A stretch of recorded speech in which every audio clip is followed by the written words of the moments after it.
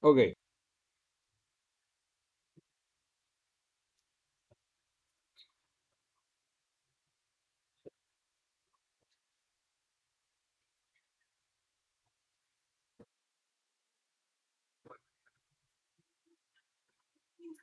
muy bien, vamos entonces. Esta es una parte, no es difícil, pero sí es un poquito, o sea, para poder entender la farmacología de la diabetes, la obesidad y la dislipidemia, digamos que vamos a hacer más más clínica que lo que es realmente farmacología. La farmacología es sencilla, ¿no? O sea, la farmacología es sencilla. O sea, el examen va a venir de farmacología, es sencillo. ¿Entiendes la figura, no es cierto? Pero no se va a entender, yo siempre he dicho eso, ¿no? O sea, la farmacología nunca se entiende bien si uno no lo tiene en el contexto de la parte clínica, ¿no? O sea, al final uno estudia farmacología para básicamente poder tener una buena terapéutica y la farmacología debe ser la herramienta que les sirva a ustedes para hacer una buena terapéutica, ¿no?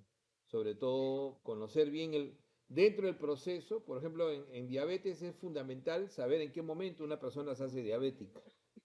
Entonces una persona se hace diabética generalmente después de los 40 años, un diabético tipo 2 se hace generalmente diabética cuando el hígado deja de reconocer, ¿no? O sea, se desregula y comienza a producir glucosa en exceso a pesar de que no están de que no lo requieren. O sea, hace una hiperglicemia en ayunas descontrolada. O sea, normalmente ustedes cuando están en ayunas, ustedes pueden dejar de comer un día y no les va a pasar gran cosa. ¿Por qué? Porque el hígado va produciendo, hace una gluconeogénesis hepática. Entonces va generando glucosa para que su cerebro y todas sus células vayan funcionando sin problemas. Pero ¿qué es lo que sucede en el diabético? Eso se desregula y comienza a producir glucosa en exceso siempre, sin que lo necesiten. O sea, ustedes pueden estar durmiendo y su hígado sigue produciendo glucosa en exceso, gluconeogénesis descontrolada. Y entonces comienzan a vivir con niveles de glucosa por encima de 126, que es el corte, digamos, en ayunas, o por encima de 180, que es el postprandial. Entonces comienzan a tener 300, 250, hasta 4. Y ese proceso, uno diría, bueno, si la glucosa te da energía, no debería causar problemas. Pero existe pues una carga eléctrica, ¿no es cierto?, que te da la glucosa. O sea, existe lo que se llama la glucolización de las proteínas. Y cuando tú glucolizas las proteínas, toda proteína se glucoliza, todas. Pero gracias a Dios, el nivel de glucosa que tú tienes solamente glucoliza un porcentaje nada más. Ese porcentaje que se glucoliza y que termina modificando su carga, no funciona bien. Pero no hay problema, porque todo el resto sí. ¿Se entiende la figura o no? Entonces, por decir, del 100% de la albúmina se glucoliza una cantidad y una cantidad no. Del 100% de la hemoglobina, que es una proteína compleja, se va a glucolizar ¿cuánto? 2 a 4.4%. Más o menos en ese rango. Entonces, normalmente ustedes que son jóvenes deben tener 2.5, 2.8, 3, quizás 4, el más tragón, el que está comiendo su chocolate ahí, ¿no? O sea, de repente el que come más harina, el que come más azúcar probablemente glucolice un poco más en el mes, ¿no? Porque en realidad la glucolización es histórica. O sea, la proteína se va glucolizando progresivamente, no es inmediato. Por eso es que más o menos el cambio se ve en 3 meses, cuando hay un cambio. O sea, ¿entienden la figura? Entonces, esa glucolización de todas las proteínas, ¿dónde la podemos medir? En la hemoglobina, exacto. En la hemoglobina. Y esa hemoglobina se llama A1C. Entonces, la hemoglobina A1C, que nosotros, no erradamente, pero solemos llamarlo como los tecnólogos médicos, glucosilada. O sea, tú vas a cualquier otra parte del mundo y nadie te entiende. Si tú dices hemoglobina glucosilada, te miran, ¿qué es eso? Entonces, ese es idioma de tecnólogo médico. Entonces, como nosotros nos hemos acostumbrado a veces a tener modismos, cuando ustedes vayan a cualquier otra parte del mundo tienen que hablar de hemoglobina A1C. Entonces, la hemoglobina A1C es la hemoglobina que te demuestra que todo está bien si estás en ese rango. Cuando te sales de ese rango, no necesariamente ya estás enfermo. O sea, ponte si tienes 5, estás un poquito alto, pero todavía no estás en enfermedad. Entonces, siempre, yo creo que se los he dicho antes, los rangos de normalidad no son los mismos que los rangos de enfermedad. No coinciden. O sea, el corte no es el mismo. No sé si se entiende la figura. Tu rango de normalidad es de 2 a 4.4, ¿no es cierto? Pero recién eres prediabético a partir de 5.7%. Porcentaje. Y de 5.7 a 6.4 eres prediabético. Y cuando pasas de 6.5 o tienes 6.5 ya eres diabético. Entonces, la mejor herramienta de diagnóstico obviamente es la hemoglobina glicosilada o A1C. Es la mejor herramienta. Pero ¿por qué no se usa como screening? Porque tiende a ser de alto costo primero y segundo lugar que la estandarización es lo que más falla. Entonces tú puedes ir a un laboratorio de tu barrio y a mí me ha pasado con pacientes. Hay gente que me escribe y dice, doctor, me ha salido 8 puntos y pico de... ¿Estás seguro? Sí, pero tú no pareces. No tienes ninguna molestia ya. Repítetelo en ROE. Doctor, tengo 5. Y le había salido 8.5. Lo estoy diciendo hace un par de semanas una doctora que me escribió así, que es mi alumna en la academia, y asustada me dijo, doctor, tengo 8.5. ¿Dónde estás? En Piura. Bueno, el calor. ¿No? Entonces, el problema es la estandarización. Entonces, ahí sí tenían razón algunos endocrinólogos cuando decían que no podíamos usar la glicosilada, la A1C, indiscriminadamente, porque iban a ocurrir esos malos diagnósticos. Pero el diabético no se hace de enfermedad inmediata, o sea, no se hace de síntomas inmediatamente. El que se hace diabético, esas proteínas que se le han glicosilado, significa que tu endotelio va a comenzar a fallar. Porque ¿qué cosa es el endotelio? Proteína, es proteína. Entonces también se glicoliza. Entonces te va a fallar el endotelio. Y si te falla el endotelio, ¿qué cosa te está fallando? El sistema vascular. Y el sistema vascular, como bien tú dices, puede ser el cardiovascular o simplemente el vascular periférico. Y entonces tienes dos sistemas grandes vasculares. Tienes el sistema vascular micro, el microvascular, que por ejemplo ustedes se acordarán de la vasa nervorum, de la vasa vasorum, ¿no es cierto? Entonces tienes el micro y tienes un sistema vascular macro, como las arterias grandes, como la aorta, las coronarias, ¿no? Las arterias de ese tipo. Entonces, todo esto vas a tener dos grupos de daños. Un daño microvascular, y hay gente que hace diabetes y lo que hace fundamentalmente es daño microvascular, y hay gente que hace daño macrovascular. Al final el daño macrovascular es lo que va a matar a todos los diabéticos. Los diabéticos se mueren por daño macrovascular. La principal causa de muerte del diabético es básicamente infarto de miocardio. Lo vuelve brutos los infartos cerebrales que hacen. Entonces, ustedes tendrán de repente algún abuelito, un tío viejito con diabetes que de pronto ya su memoria no es la misma ya. Y sin embargo, probablemente en la historia de su familia no hay Alzheimer, pero él no está haciendo una demencia Alzheimer. ¿Qué demencia está haciendo? Esta es una demencia vascular. Entonces, la segunda causa de demencia en el Perú, muy cercana a Alzheimer, es demencia vascular, y porque tenemos mucho diabético. ¿Ok? Eso es lo que quiero que entiendan. Entonces, la diabetes va deteriorando progresivamente. Entonces, al principio, ¿será fácil hacer el diagnóstico? No, ¿no es cierto? Porque hasta que dé síntomas puede pasar 5 o 10 años de enfermedad. Sobre todo, más o menos un promedio de 5 años. ¿Ah? Entonces, como tú sospechas que una persona hace diabetes a partir de los 50 años, ¿cuándo empiezas a hacer screening? A partir de los 50 años, si es que no tienes riesgo. Si no tienes riesgo, ¿qué significa no tener riesgo? No eres sobrepeso o obesidad, no eres hipertenso, no tienes familiares con diabetes. Entonces, tú como médico agarras a tu paciente y debes conocerlo, ¿no es cierto? Y dices, mi paciente no tiene ningún riesgo, hace ejercicio, recién le empiezo a hacer su screening a partir de los 50 años. ¿Y qué? ¿Y le vas a hacer glicosilada? No, le haces glucosa en ayunas. Es más barato y es más fácil y tiene una buena sensibilidad y especificidad. ¿Entiende la figura? Entonces, cuando tú le haces a fulano de tal de 50 años su primera glucosa en ayunas y te sale con 128, tu corte es 126, dices, chista, ¿qué haces? Le repites antes de las 72 horas. Si te vuelve a salir con más de 126, ya tienes diagnóstico de diabetes, sin que tengas síntomas. Porque tú le haces la glucosa en ayunas al que no tiene síntomas, que es la gran mayoría. ¿A alguien le harás a los 40? Sí. ¿A quién le adelantas 10 años? Al que tiene obesidad, al que tiene sobrepeso, al que es hipertenso y es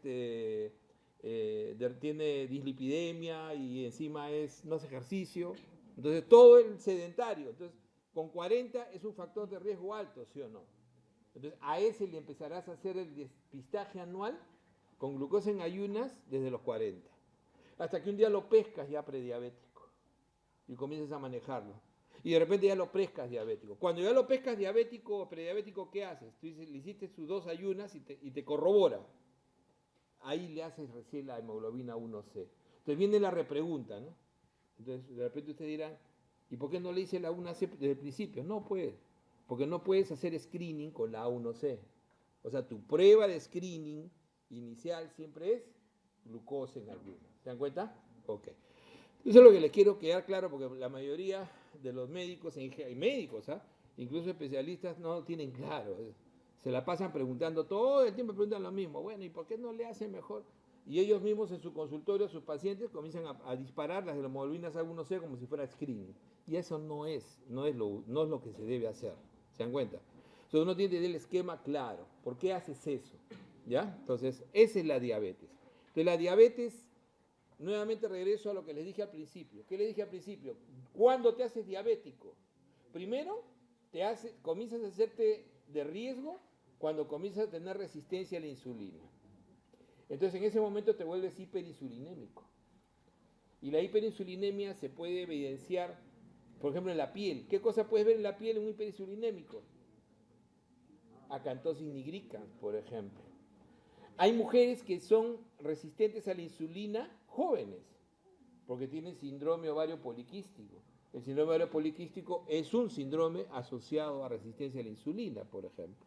Entonces tienes varios momentos, ¿no? La gente tiene en la historia, entonces te haces resistencia a la insulina, hiperinsulinémica, hay un momento en que ya tu páncreas ya no quiere producir más insulina, comienza a bajar un poco. Y ya tu sistema comienza a fallar. Cuando comienzas a producir glucosa en exceso en ayunas, te vuelves diabético. Entonces, ¿cuál será el mejor tratamiento? El que bloquee la producción de glucosa en ayunas. ¿Sí o no? ¿Es lógico o no? Entonces, ¿cuál será el mejor tratamiento? El que bloquee la producción de la glucosa en ayunas. O sea, el que bloquee la gluconeogénesis hepática. ¿Se entiende eso o no? Gluconeogénesis porque es nueva glucosa, no lo mismo que glucogenólisis, que es cuando tú estás utilizando tu glucógeno, salud. Es cuando tú usas tu glucógeno de reserva, eso se llama glucogenólisis. ¿Ok? Ahí estás matando. Y cuando tú guardas en glucógeno, ¿cómo se llama eso? Cuando tú lo guardas en glucógeno. Claro, génesis nada, pero la gluconeogénesis es formar glucosa de cero. ¿De dónde la sacas? De la acetilcolina. Acuérdense que ese proceso, ¿no? Tú la vas a sacar de ahí en el hígado, va a agarrar cualquier otra cosa, sobre todo lípidos, y va a formar glucosa. ¿Entienden la figura? Ok. Entonces, ¿hay algún medicamento que pueda disminuir la producción nueva de glucosa en ayunas, la gluconeogénesis? Esa es la metformina. Por eso lo primero que tiene que quedarles claro, a pesar de todo lo que diga la propaganda médica, es que metformina sigue siendo la droga más importante para el control de la diabetes. ¿Ok? ¿Hay otras drogas nuevas? Sí, un montón. Que te cuidan el riñón, que te cuidan el corazón, que te bajan de peso, que te ponen bonito, que te hacen más blanco, no sé, pero el asunto es que en la propaganda médica ustedes van a recibir información de todo tipo y van a tener un montón de profesores que obviamente les va a preferir y van a decir, no, la metformina eso ya es antiguo. No, la metformina sigue siendo la base del tratamiento. Y ahora vamos a hablar un poco de eso, ¿ya? Entonces, esa es la introducción. Entonces, rápido nomás, vamos a ver este problema. Perdón. Ya. el páncreas endocrino. Entonces, habíamos hablado justamente que la diabetes es básicamente una hiperglucemia descontrolada. O sea, es una hiperglucemia que no puedes controlar. Y una hiperglucemia en los momentos que no deberías tener. Si estás en ayunas, no debes pasar de 100. Y si estás en el postprandial, no debes pasar de 180. ¿Entiendes la figura? Ya. Entonces tú puedes hacer diabetes de varios tipos. Entonces la diabetes, básicamente, tienes la diabetes tipo 1, que es la más rara en nuestro país, ¿no? Pero no la menos, no tanto como la más frecuente, pero es más rara. 5 a 8% máximo de los diabéticos son 1. Y el diabético 1 es el que no produce insulina. Obviamente, si no produce insulina, te haces diabético. ¿Ya? El otro mecanismo es resistencia, pero este de acá es no produces. ¿Y por qué no produces? Porque las células alfa, ¿no es cierto? Perdón, las células beta que producen la insulina se mueren. Y la mayor parte de las veces se mueren por enfermedad autoinmune. ¿Se acuerdan que habíamos hablado en las clases pasadas que lamentablemente el sistema endocrino es muy atacado por las enfermedades inmunes? La causa más importante de hipotiroidismo es autoinmune. La causa más importante de hipertiroidismo es autoinmune. Y entonces la diabetes tipo 1 es autoinmune. Entonces es inmunomediado básicamente. Por eso que empieza muy joven. ¿Cuándo empiezan? Pueden empezar a los 5 años, incluso un poco antes, y hasta los 30 máximo. La mayoría de los diabéticos tipo 1 debutan entre 12 y 14 años. ¿Ya? Entonces, algún grupito son idiopáticos, es autoinmune y hacen anticuerpos, anticélulas beta, ¿no es cierto? Lo que hacen es una insulinitis, van destruyendo los, ¿no? los islotes de Langerhans y los van destruyendo hasta que cuando destruyen el 70% ya comienzan a haber síntomas de hiperglicemia. ¿Ya? Hasta ahí. Más o menos el 5 a 10% de los diabéticos en general. ¿Dónde hay más diabéticos? Uno, en el Asia.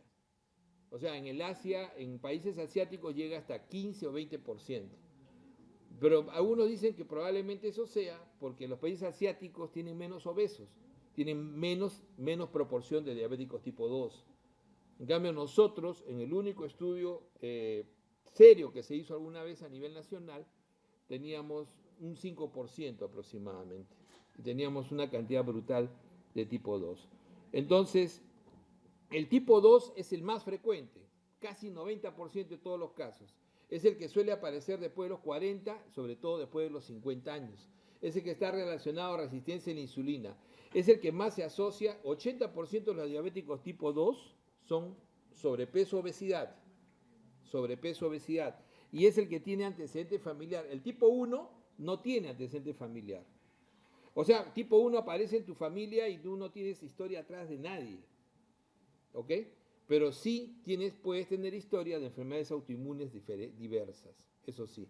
El diabético tipo 1 incluso después puede hacer tiroiditis Hashimoto y hacer hipotiroidismo autoinmune también, cuando ya sea adulto, por ejemplo. Entonces el tipo 2 sí es hereditario, hay familias que todos son diabéticos, los hijos, es tremendo, ¿ya? Y la prevalencia va de 10.5%. Cuando vino el COVID, ¿ustedes estudian algo de antropología? Alguito. Ya, les habrán hablado de paleogenética, un poquito de paleogenética, ¿no? Nada, ya me imaginaba. Acuérdense que el ser humano evoluciona en paralelo a otros homínidos, que también eran inteligentes, quizás hasta más inteligentes que nosotros. El homínido más fuerte que había en Europa se llamaba Neandertal y desapareció por completo. O sea, no hay un solo, aunque yo tengo un amigo que es realmente, yo creo que es Neandertal, pero no, pero porque es verdad. Pero lo que les digo, Neandertal nos dejó 6% de su genética. O sea, sí se cruzó. Es como la raza de los perros, ¿no? Esos sí eran razas diferentes. O sea, nosotros todos los humanos somos diferentes, podemos tener diferentes fenotipos y tenemos diferentes etnias, y por eso somos diferentes. Pero al final somos una sola raza humana. O sea, el mundo está poblado solamente por la raza humana. ¿Ok? Pero existen razas que existieron antes, que eran homínidos, ¿no es cierto? Y de ellos, uno de los últimos en desaparecer fue el Neandertal hace más o menos 35.000 años. ¿Ok? El Neandertal tenía muchas fallas. Y una de sus fallas era la diabetes. Una de sus fallas era problemas sanguíneos. Prácticamente se murieron por sus enfermedades. Se hicieron cada vez más débiles y obviamente, inicialmente todos pensábamos, yo estudio esto hace muchos años, yo también pensaba hace una década que los habíamos extinguido. Incluso alguna vez hice un seminario sobre eso, ¿no? Cómo los hemos cazado a los pobres neandertales. Mentira, ahora se ha visto que no. Nos habíamos cruzado un poco. O sea, por eso que tú te haces un estudio, probablemente tengas 4 o 5% de genes neandertales. Ahora, ¿dónde se vio eso interesante? En el COVID. En el COVID, ¿cuál fue una de las zonas que más sufrió en el mundo? No, olvidemos el Perú, fue una estupidez, por eso fue Vizcarra, ¿no? Pero no, realmente sufrió en el mundo. ¿Fue Europa y Estados Unidos o no? Claro, porque ellos son los que tienen más genes neandertales. Ellos son los que tienen más genes neandertales. Y se vio que había genes neandertales que te hacían más susceptibles al COVID. Y por eso la mortalidad fue más dura en ellos. ¿Dónde no hubo casi mortalidad? En el África. ¿Y por qué? Porque el africano, que no tuvo que salir nunca del África, no tiene genes neandertales. Nunca se cruzó. Es el humano puro. Es el que nunca se cruzó. ¿Entiende la figura? Entonces el africano no tiene genes neandertales y no tuvo problemas con el COVID.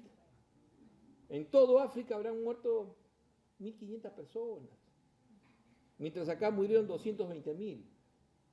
O sea, yo creo que razonen eso, ¿no? Cómo la genética predispone a mortalidad de muchas cosas, ¿no? Entonces, ¿la diabetes nos está matando? Sí.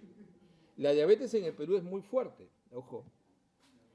Después hay otros tipos de diabetes, ¿no? Están otros tipos de diabetes que ya son por enfermedad misma del páncreas, ¿no? Entonces, por ejemplo, hay defectos genéticos que se llaman los MODY, ¿no? Están, por ejemplo, hay unas enfermedades raras que hacen defectos de la producción de insulina, enfermedades del páncreas exocrino, cuando hay pancreatitis y se necrosa, por ejemplo, pero, o sea, tú necrosas tu páncreas por una pancreatitis y prácticamente te quedas sin páncreas y vas a ser insulino dependiente. Les hablaba en un momento de las endocrinopatías. Un acromegálico se hace diabético. Incluso al principio los acromegálicos son diagnosticados primero de diabetes antes que acromegalia. Un hipertiroideo se hace diabético. ¿Por qué? Porque tiene hiperglucemia igual, constante. Los feocromocitomas, que es, digamos, la enfermedad de los tumores de las glándulas suprarrenal a nivel de la médula, entonces producen catecolaminas, son grandes hipertensos, son las hipertensiones más severas y además son hiperglucémicos. Entonces las endocrinopatías, acromegalia, el Cushing, que es el hipercortisilonismo, todas estas enfermedades te pueden dar hiperglucemia y erradamente diagnóstico. A veces estos pacientes son diagnosticados primero de diabetes esencial y después uno se da cuenta que en realidad eran hipertiroideos, acromegálicos, etc. También las drogas, como el uso de corticoides, te puede generar diabetes. Y también tengan en cuenta que además de las drogas, hay infecciones y también existe la diabetes gestacional. ¿Ok? Entonces, todos esos son los tipos de diabetes. Entonces, más o menos lo que les había hablado era esto, ¿no? Son las curvas, miren, cómo la resistencia a la insulina se mantiene igual, cómo la glucosa postprandial sigue elevándose y cómo la glucosa en ayunas comienza a pasar el umbral y el nivel de insulina, que al principio se elevó, después se cae. Pues hay un momento en cuando uno se hace diabético, el nivel de insulina, la hiperinsulinemia la hizo hace 10 años atrás. Pero en ese momento que ya se hace diabético, ya su nivel de insulina se cayó, incluso por debajo de lo normal. Por eso que es importante, esta es la etapa del prediabético y acá inicia su diabetes. Y miren las curvas cómo son, el nivel de insulina, la función de la célula beta se va al cacho, porque ya la hiciste trabajar demasiado. Hay un momento, en esta época la hiciste trabajar demasiado. Entonces ese es el proceso más o menos de diabetes. Y la diabetes tipo 2 es obviamente lo más estudiado. Factores de riesgo, los antecedentes familiares, podemos llamarlo raza, etnicidad, ya para que se entienda mejor, pero es la etnicidad. ¿Cuáles son las etnias que más sufren diabetes? Eso es lo raro. La etnia negra, ¿por qué? porque sale de su medio. O sea, acuérdense que cómo llegó la etnia negra al resto del mundo. Como esclavos. O sea, seamos francos, llegaron como esclavos. Y sufrieron tremendamente, ¿no es cierto? Y entonces tuvieron que adaptarse a una dieta que no era la suya. Entonces ustedes, ahí están los porcentajes de diabéticos, por ejemplo, que hay en Estados Unidos en su población negra, que es una de las más grandes, es brutal, llegan hasta 30%.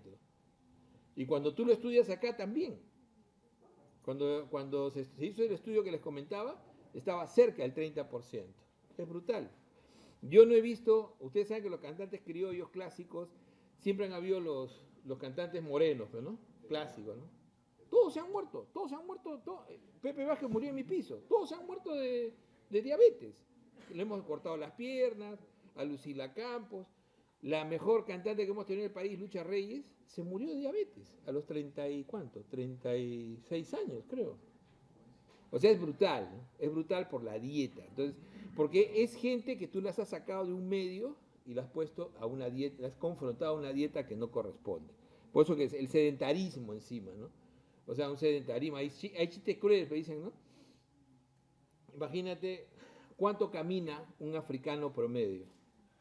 Diario camina 5 a 10 kilómetros, toda su vida. ¿Cuánto creen que camina un moreno nuestro acá? No camina, una cuadra, 2 cuadras, no camina nada. Entonces, obviamente modificas todo su manera. El sedentarismo es tremendo. Historia de enfermedad cardiovascular, síndrome ovario poliquístico a las chicas, tengan cuidado. Y sobre todo la obesidad y el sobrepeso, la hipertensión, la dislipidemia. Entonces vamos ahora sí. Esto es el octeto ominoso de la hiperglucemia. Entonces, este es clave, ¿ya?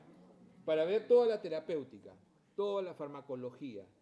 Entonces, tú haces hiperglucemia, ¿no? Como diabético tipo 2, tú haces hiperglucemia porque tu hígado hace gluconeogénesis hepática. Ok. Entonces, haces gluconeogénesis hepática incrementada.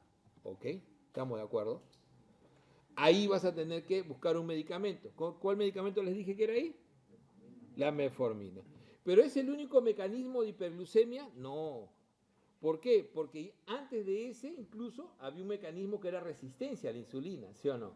Y ese es captación periférica baja de glucosa. Otro mecanismo por el cual la glucosa se mantiene alta, porque no la captas, pues. Hay resistencia. Entonces tienes otro mecanismo donde las pioglitazonas son los mejores medicamentos. No son muy usados, pero son las pioglitazonas los mejores medicamentos. La metformina también ayuda, pero vamos a hablar de los que tienen el mecanismo principal, ¿ya? Tienes una insulina que ya les di, vieron la curva, cómo cae la producción. Entonces, ya diabético, el paciente tiene poca insulina. Entonces, por eso que en un momento también incluso le vas a poder dar insulina. Pero antes de darle insulina, ¿podría aumentar su producción? Sí. El medicamento más fuerte que aumenta producción de insulina se llama sulfoniluria, es el más utilizado en el mundo. Y se utiliza generalmente en los primeros 5 años de enfermedad, cuando no hay enfermedad cardiovascular. ¿Por qué? Porque las sulfonilurias son muy potentes, pero no te bajan riesgo cardiovascular, que es el riesgo de muerte más importante. Entonces, ¿cuándo lo debes usar? Solo al principio. Si ustedes tienen un familiar que toma sulfonilurias 20 años después de ser diabético, ya cambien de médico, ¿no? Entonces hay que tener mucho cuidado ahí. Entonces, estos que incrementan la secreción de insulina se van a llamar secretagogos. Entonces, los medicamentos secretagogos. Pero si tú tienes, así como tienes una insulina que funciona menos, tu mecanismo está tan deteriorado que el glucagón se produce en exceso también. ¿Y qué hace el glucagón? Incrementa la gluconeogénesis, o sea, más glucosa, más diabetes. Entonces, el diabético tipo 2, a diferencia del 1, produce exceso de glucagón. Produce exceso de glucagón. Y entonces vas a tener también un exceso de secreción de glucagón. Ahí sí hay medicamentos que pueden bloquear, como los GLP-1 agonistas de receptor, que son los que están de moda, ¿no? Los GLP-1, los incretinomiméticos, incrementan insulina y bajan glucagón. Existe un medicamento específico para bajar glucagón que se llama pranlitide. pero se usa poco por alto costo y porque básicamente se utiliza sobre todo en obesidad infantil, ¿ya? El efecto de las incretinas. Entonces tú secretas insulina. ¿Por qué secretas insulina? Porque sube el nivel de glucosa en la sangre. Ese es tu estímulo principal. Entonces, fisiología, ya. O sea, tengo glucosa alta, ¿qué pasa en mi célula beta? En mi célula beta se cierra el canal de potasio, cambia la polaridad de la membrana y eso hace que se aperture el canal de calcio. Ingresa el calcio a la célula y eso hace que se secrete la insulina. Ese es el mecanismo principal. Entonces, yo tengo medicamentos que van a aumentar el que se bloquee la salida del potasio. Entonces, por ejemplo, las sulfonilurias, las metiglinidas, van a actuar sobre el canal de potasio. ¿Ok? ¿Y eso qué va a provocar? Que el calcio ingrese y se suelte más insulina. Y ese es el mecanismo principal. Pero había otro mecanismo. O sea, había gente que decía, pero ¿por qué cuando comes, antes que absorbas la glucosa, ya estás botando insulina? Entonces estudiaban y decían, hay una curva de insulina inicial, hay un pico, que no puede generarlo la glucosa porque todavía no se ha absorbido. Y entonces sucedía que al llegar el alimento al estómago, ese estímulo de que el alimento llegue al estómago generaba una secreción de insulina. Esas hormonas que se liberan a nivel del estómago y del intestino se llaman incretinas. En el estómago el GIP y en el intestino el GLP-1. Son dos hormonas que se liberan y que inmediatamente dan el primer pico de insulina. Pero además estas hormonitas tenían otro efecto, te producían saciedad. O sea, ¿y cómo te producen saciedad? A través de mediadores como la grelina, etcétera, producían a nivel central la sensación de que ya no comas más, pues ya el estómago se está llenando, ¿no? Entonces era un aviso espectacular, ¿no? Entonces te producen saciedad. Y eso hace además de que el estómago se vacíe más lento. ¿Y para qué quieres que se vacíe menos? Para que no comas más. Entonces es un seguro para que no comas en exceso. Obviamente todos esos seguros están violados en la gente como yo que tiene buen diente, ¿no? Entonces, ¿no? A pesar de eso seguimos comiendo, pero obviamente la fisiología normal debería frenar ese. Entonces las incretinas se volvieron un boom. Entonces, ¿qué pasaba en el diabético? Sus mismas incretinas estaban disminuidas. O sea, era otro efecto más. O sea, no solamente era la gluconogénesis, no solamente era la resistencia, no solamente era insulina, menos producción de insulina, sino encima producías menos incretinas. Y encima tenías más glucagón. Miren todos los procesos para hacer hiperglucemia. No era una enfermedad tan sencilla. Se incrementaba la lipólisis y cuando tú incrementas la lipólisis sigues formando glucosa en el hígado. Es porque es materia prima para que siga formando glucosa en el hígado.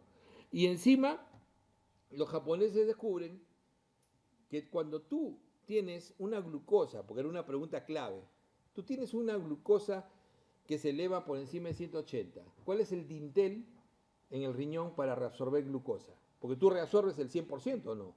Claro, tú reabsorbes en el túbulo contornado proximal, tú reabsorbes el 100% de la glucosa, pero hasta un dintel, hasta 180. Entonces tú cuando pasabas de 180 deberías miccionar o no. Claro, cuando yo era interno no existía el hemoglucotés. No existía el hemoglucotés. ¿Qué hacíamos? Teníamos la glucosinta de orina y agarramos un rollito, nos daban un rollito, íbamos cortando lo más chiquito para que te dure, cortabas así hasta te mojabas con la orina tus dedos, ¿no? Y metías tu cinta, tu glucosinta, a la orina del paciente, y cuando cambiaba, tenías ahí una barrita, tú decías, debe estar entre 200 y 250, ¿te das cuenta? O sea, ese era el método que primero se utilizó en las emergencias. Después salieron el glucómetro, o sea, cuando hice mi residencia ya había glucómetro. Pero cuando hice internado, andaba con mi rollo. Y con eso, ¿no? Claro, obviamente en una guardia terminabas con los dedos a olor a orina, ¿no? Inevitable, así es, un interno es así, ¿no? Entonces, lo curioso ahí es que estos japoneses se dieron cuenta que, que no se expulsaba la glucosa como debía ser, que se reabsorbía en exceso. O sea, ¿qué quiere decir eso? Que después de 180 debería estar orinando glucosa. Sin embargo, no se pasaba eso y más bien la reabsorbías más. Y si tu riñón reabsorbe glucosa en exceso, ¿te puso hiperglicemia o no? Claro, porque el riñón, a diferencia de otros órganos, funciona las 24 horas sin parar. Es quizás uno de los pocos que funciona las 24 horas junto con el corazón sin parar. Entonces, las 24 horas tenías a tu riñón reabsorbiendo glucosa en exceso. Y eso genera más hiperglucemia. Entonces, los japoneses dijeron, lo que hay que bloquear, ¿qué cosa está enfermo acá? El canal de sodio-glucosa tipo 2. Se llama el SGLT2. Entonces, el canal, entonces vamos a ir poniendo, ¿ya? Aquí era metformina. Aquí era las las glitazonas. Aquí eran los secretagogos. Y de los secretagogos, la sulfoniluria, las metiglinidas, pero tenías los GLP-1, agonistas de receptor, que también te servían acá y también te servían acá. Acá tienes además el pramlitide.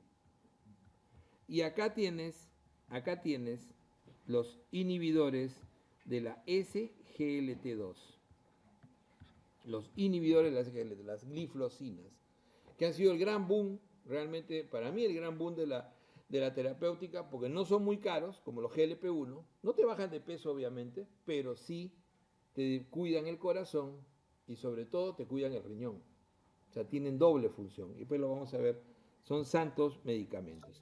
Y obviamente que a nivel central se generaba mucha hormona de crecimiento. ¿Que es hiperglicemiante o no? Sí. Y entonces producía más resistencia a la insulina. Y había disfunción de neurotransmisores que generaban mayor cantidad de hormona de crecimiento, IGF-1 en actividad. Y entonces también se podría utilizar de repente los bloqueadores como bromocriptina, pero no se usan normalmente, salvo que sea acromegálico el paciente, ¿se dan cuenta? Entonces, así aparecen, ahora sí bonito, el mismo octeto ominoso, son 8.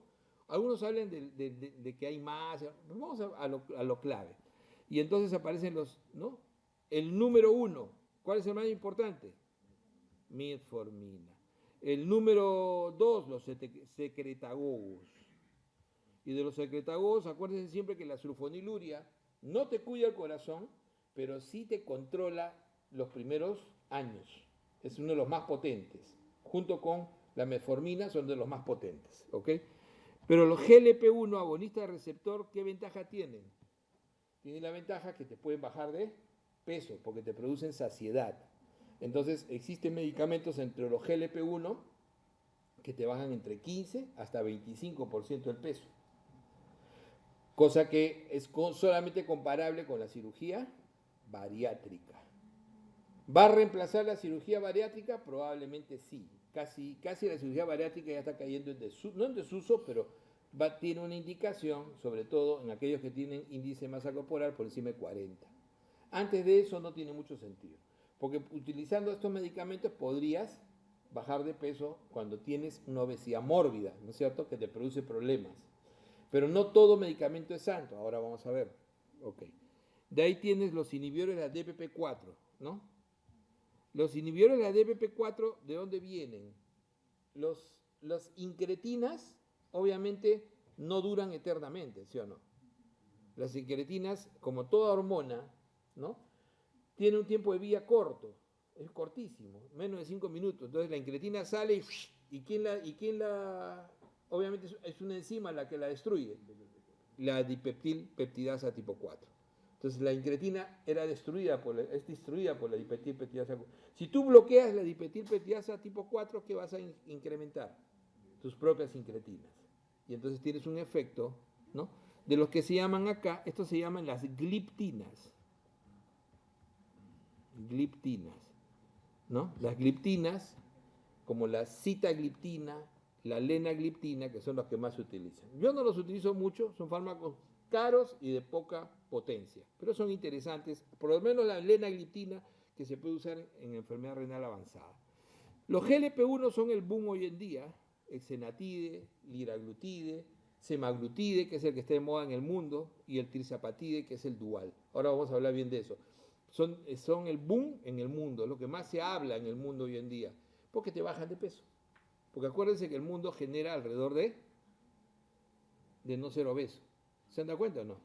Se genera alrededor de ser, mientras más delgado eres, más sano eres, entre comillas, ¿no? Entonces, tienes acá los GLP-1 y tienes las gliflosinas. Las gliflosinas le sumaron, o sea, si bien es cierto los GLP-1 te bajan riesgo cardiovascular, vamos a poner así, riesgo cardiovascular, igual que la metformina, te baja riesgo cardiovascular. ¿Por qué es importante apuntar eso? Porque es la causa de muerte, es la causa de mayor morbilidad.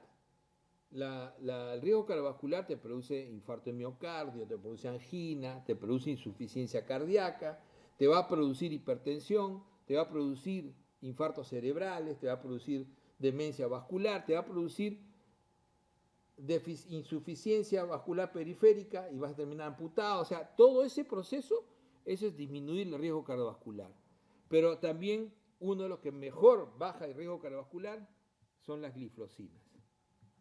Y además las gliflosinas disminuyen la progresión de la enfermedad renal. Porque la mayor cantidad de enfermos renales en el mundo, ¿qué son? Diabéticos. A pesar de que en el diabético tipo 2, más o menos es un 15% de los que hacen enfermedad renal, pareciera no mucho, ¿no es cierto? Los que más hacen son los diabéticos tipo 1, ¿ya? Pero sin embargo, por la cantidad de diabéticos que tenemos, se calcula en el mundo cerca de 300 millones de diabéticos, entonces estamos hablando, ¿no? Estamos hablando de un porcentaje altísimo. Imagínense la cantidad de pacientes renales que hay. Entonces tú vas a una unidad de diálisis y el 50% son diabéticos. O sea, el 50% por lo menos son diabéticos. O sea, son la mayoría de los pacientes que llegan a diálisis y que llegan a necesitar trasplante. Ok, entonces esas son las drogas. Vamos a estudiarlas ahora un poquito más. Entonces, ya se entendió la figura, ¿no es cierto?, de cuáles son las drogas. Entonces, biguanida es el término del grupo. ¿Cuántas drogas hay? Una. Doctor, ¿pero por qué? No, pero para diseñar la metformina se diseñaron 50, pero no sirvieron. Acuérdense que en el diseño de drogas diseñas un montón. El grupo cogió el nombre de biguanida, pero la única útil fue la metformina. Ok. Entonces la metformina es una droga muy útil que disminuye la producción hepática de glucosa, o sea, la gluconeogénesis hepática. Ese es su principal efecto. Disminuye la absorción intestinal de glucosa también. O sea, miren, y adicional a eso, como decía su colega, incrementa también la sensibilidad periférica. O sea, que va contra la resistencia. La metformina, lo voy a poner acá al costado, más o menos, ¿cuánto te baja de una hemoglobina glicosilada? Más o menos te baja un 2%, casi clavado. O sea, tú tienes 8, te lo puede bajar, te puedes, si haces además obviamente tu dieta como debe ser, o sea, y tomas tu pastilla, debe bajar a 6. Solita te va a bajar a 6, te puede normalizar casi, ¿no es cierto? Porque tu objetivo para el diabético es bajarlo a menos de 7. Idealmente menos de 6.5, obviamente. Y si es adulto mayor, a menos de 8. Tampoco puedes pedirle mucho al adulto mayor, ¿ya? Ok. Y entonces, pero el problema es el efecto adverso. El principal problema del efecto adverso de la metformina es el disconfort y la dispepsia. 30% de las personas que toman metformina no lo toleran. Les da gases, les da diarrea, hasta cólico. Todo no me gusta, me cae mal, todos los días estoy con dispepsia, se me hincha la barriga. Entonces, la dosis de metformina, yo no les pregunto dosis porque en realidad no tiene sentido, es terapéutica, pero la dosis de metformina de 500 miligramos es la que se suele utilizar la primera semana para probar, no es la que se debe usar. Se suele dar 500 cada 12. Pero la dosis clásica es 850 miligramos, esa es la tableta clásica que tiene el Estado y que se suele dar 2 o 3 veces al día, hasta 2750 como máximo. O sea, la dosis máxima es 2750. ¿Cuál es la dosis ideal hoy en día? Entonces, la dosis ideal hoy en día de metformina es 1 gramo, ¿no es cierto? O sea, estamos hablando de 1000 miligramos cada 12 horas. O sea, doctor, ahí está dosis, sí. Y esta tableta de 1 gramo es retard. ¿Se acuerdan retard? Liberación prolongada. Lamentablemente el Estado no lo compra. Cuando se hizo la tableta retard, hace una década, ¿cuánto tiempo seguimos atrasados? Y cuando se comenzó, cuando la OMS dijo, esa es la manera de dar la metformina, es la ideal. ¿Por qué? Porque estos 30% que no podía tomar se redujo a 2-3%. O sea, casi nada. Entonces, yo he tenido pacientes que no podían tomar metformina, comencé a darles glucofage XR, que es el que más se utiliza en el país, y tranquilos. ¿No bien? Ya puedo tomar tranquilo. Y esta dosis de 2 gramos al día es la ideal, la que tiene la mejor potencia. Entonces, cuando usen metformina, traten de que su paciente tome la tableta de liberación prolongada. Va a tener mejor compliance, o sea, lo va a aceptar mejor, no va a tener efecto adverso y probablemente le va a ir bien. La acidosis láctica es un efecto raro, pero es un riesgo. O sea, estos pacientes tienen predisposición a hacer acidosis láctica en más o menos un 0.4%, por ahí. Es bajo, pero sin embargo el que la hace es crítico. Por eso es que, debido a este efecto, es que no se debe usar por debajo de 30 de depuración. ¿Se da cuenta?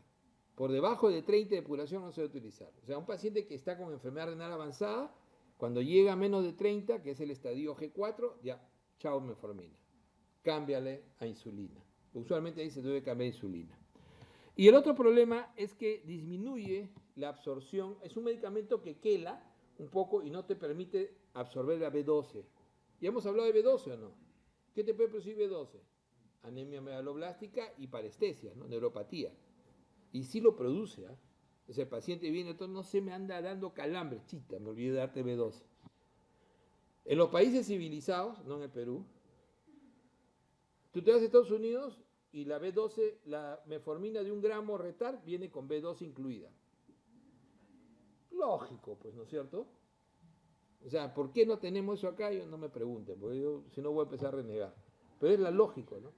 O sea, ya viene, ya no tienes que estar tomando tu B12 aparte. Yo a los pacientes, ya cómprate tu B12 y toma cada 2-3 días una tableta de 1000, ¿no?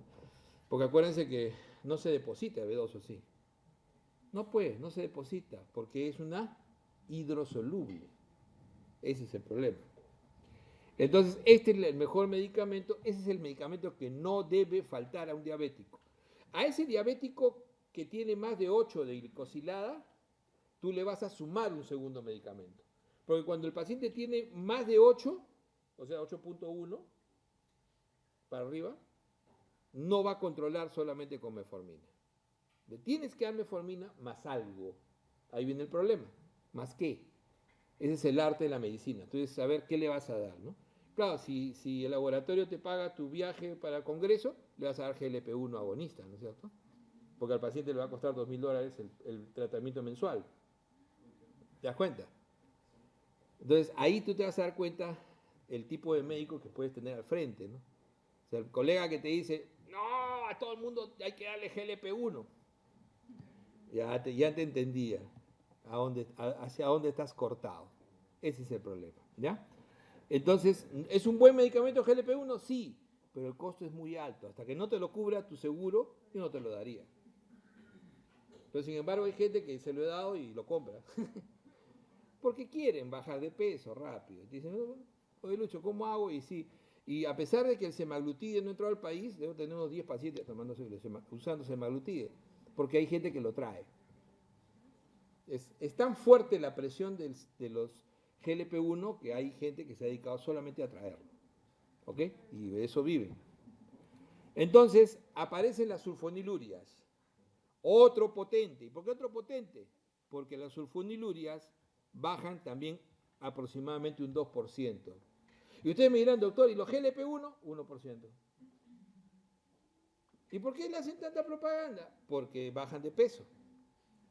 Y porque disminuye el riesgo cardiovascular. Eso sí es bueno. Pero sobre todo bajan de peso.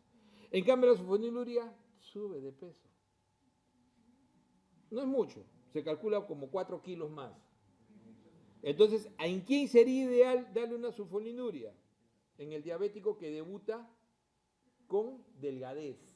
¿Existen diabéticos que debutan con delgadez? Sí, un 20%. Hay gente que debuta con delgadez. Entonces, a ese es ideal darle sulfoniluria. Las más usadas, que están en petitorio de la bienclamida, la mejor es la glimepirida.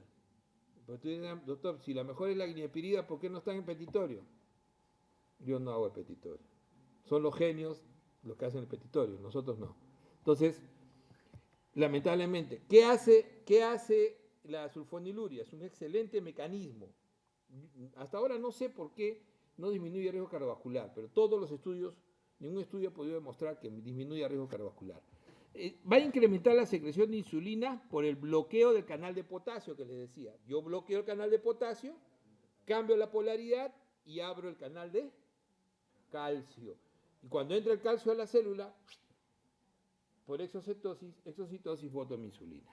Entonces, además de hacer eso, de botar más insulina, incrementa la sensibilidad periférica a la insulina. O sea, también es buenazo. Y es de alta potencia, ideal en no obesos, pero no debe darse en enfermedad renal. ¿Por qué? Porque ¿cuál es su gran problema de las sulfonilurias? Hipoglucemia. Hipoglucemia. La metformina no te produce hipoglucemia. O sea, no te baja la glucosa más allá de tu nivel normal. ¿Por qué? Porque si se dan cuenta, la metformina evita que produzcas en el hígado. Pero no es un medicamento que incremente la insulina. ¿Cuándo haces hipoglucemia? Cuando te incrementa la insulina. Entonces, ¿quiénes son los que más hipoglucemia hacen? Los que usan insulina. Pero también los que incrementan la producción de insulina. Y la sulfoniluria, su principal problema es que puede producir hipoglucemia. ¿Ok? Entonces, hay una historia de las sulfonilurias. En la época que yo era médico recién graduado, se utilizaba la clorpromacina. Muy buen medicamento, pero ¿saben cuál era su vida media? 36 horas. ¿A mayor tiempo de vida media, mayor riesgo de efecto adverso? Claro que sí. Entonces los pacientes andaban con hipoglucemia. O sea, cada mes, pucha, el otro día, doctor, se me quedó mi esposo, se congeló, como decía mi hijo, ¿no? Se colgó. Entonces, pero con sudoración fría, ¿no? O sea, acuérdense que la hipoglicemia produce sudoración fría, taquicardia, hipertensión y puede incluso hasta convulsionar un paciente. Entonces, acuérdense que es peor la hipoglucemia que la hiperglicemia. La hipoglucemia puede matar rápidamente, la hiperglicemia más lento. Sin embargo, la enfermedad es hiperglicémica, pero la hipoglucemia es un efecto duro. Por eso es que se le combatió mucho. La hipoglucemia yo la considero moderada y así está en los buenos libros, pero para la industria es hipoglucemia severa, porque nadie quiere que uses sulfoniluria, muy barato, ¿no? Es muy barato. Para terminar, sulfoniluria es la droga ideal al inicio, cuando no tienes todavía riesgo cardiovascular. Y es la droga que te va a ayudar a controlar mejor al que debuta con 8, 5, 9, 10. Ese es el que te va a ayudar, ¿no? Antes de 10. ¿Ok? Es muy buena droga. Y después ya puedes modificar eso, ¿no? Progresivamente. Las tiazolidinionas, que le enseño esto hace 500 años y nunca puedo pronunciarlo completo, la pioglitazona todavía existe en el país. Es raro, se usa poco. ¿Ya? Es un buen medicamento, pero ¿cuál es el problema? O sea, incrementa la respuesta periférica, disminuye la gluconeogénesis, pero el problema es que puede complicar al paciente. ¿Dónde? En el sistema cardiovascular. Puede precipitar falla cardíaca. Entonces tú no sabes en qué momento tu diabético ya enfermo del corazón te va a hacer falla cardíaca. Entonces te puede incrementar edemas y puede precipitar insuficiencia cardíaca. Entonces, ¿a quién tendrías que darle? Tienes que estar seguro que tu paciente no tiene riesgo de insuficiencia cardíaca. Entonces te lo pone más difícil, ¿no? Y su potencia, ahí comenzamos a bajar, es 1, incluso 0,5 a 1. Entonces, por eso que también queda un poquito de lado. Las metilinidas no son drogas de mucho uso. ¿Por qué? Porque existe un grupo de pacientes que tiende a hacer hiperglucemia postprandial inmediata. O sea, les explico. Comienza a tomar desayuno y de pronto siente ganas de ir al baño y orina 1 kilo, ¿no? Entonces tú agarras y dices, tómese leumoglucotés cuando está tomando su desayuno. O sea, recién empieza a comer y a los 15 minutos ya está en 400 de glucosa. Y deja de comer y después de 2 horas como que baja. Pero hace una hiperglucemia, por lo menos 1 o 2 horas, hiperglucemias severas. Eso se llama hiperglucemia postprandial inmediata. Y hay pacientes que tienen ese defecto. ¿Entienden la figura? Entonces, a esos pacientes idealmente se los maneja con insulina de acción rápida, la Lispro. Ahora vamos a ver eso. Pero en tabletas se puede manejar con metilinidas. La metilinida te bloquea esa hiperglucemia inmediata. ¿Ok? Entonces es una droga muy específica. El mecanismo de acción es idéntico a la sulfoniluria, ¿no? También actúa por bloqueo de canal de potasio. No es una droga muy usada, es muy específica, es más de su especialidad, ¿ya? Pero hay que conocer el mecanismo. Igual hipoglicemia, infecciones respiratorias. Vamos ahora a las más recientes drogas. Los inhibidores de SGLT2 es lo que más he prescrito en los últimos 8 o 10 años. ¿Por qué? Porque es una droga que no es cara, más o menos te cuesta unos 300 soles al mes, no te lo da ningún seguro, lamentablemente no lo compran. El Revaliati comenzó a comprarlo, pero para pacientes seleccionados, o sea, para embarados, digámoslo bien, ¿no? Ellos dicen seleccionados, ¿no? Entonces, pero no es una droga cara, obviamente no es súper cara, y tampoco es súper potente, o sea, es una droga que te baja más o menos un 0,5 a 1. Pero ¿cuál es la principal ventaja de los inhibidores de SGLT2? Que disminuyen riesgo cardiovascular desde el principio. O sea, incluso te cuida el corazón a futuro. ¿Ok? Entonces es un inhibidor selectivo de ese cotransportador que habíamos explicado el efecto. ¿Qué te va a producir? Glucosuria. Tiene efecto diurético por eso. Por eso que te baja la precarga. Y te cuida, protege el corazón desde el principio de la enfermedad. Es una droga que se puede usar en no diabéticos para insuficiencia cardíaca. Está en el arsenal, que lo vamos a volver a mencionar el próximo ciclo cuando hagamos drogas cardíacas. Cuando hagamos ICC, vamos a hablar nuevamente de inhibidores de SGLT2, que es una droga del arsenal también cardiovascular. Disminuye la aterosclerosis, mejor todavía, ¿no es cierto?